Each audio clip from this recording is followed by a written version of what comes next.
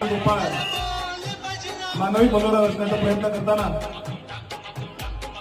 6 थरांची सलामी देण्याचा हा प्रयत्न पुन्हा एकदा आपल्या देशातले प्रत्येक सण, आपल्या संस्कृतीचे प्रत्येक सण हा आपल्याला काही ना काही शिकवून जातो, काही ना काही शिकवण देऊन जातो.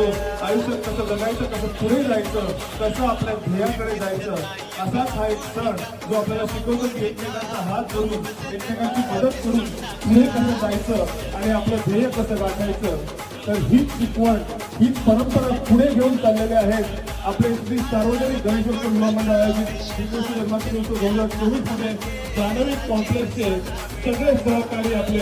आणि या सुंदरचा मनोहर असताना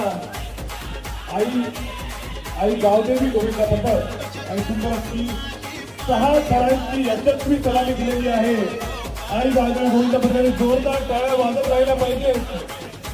तरी तुमचा हात तुमच्या या टाळ्या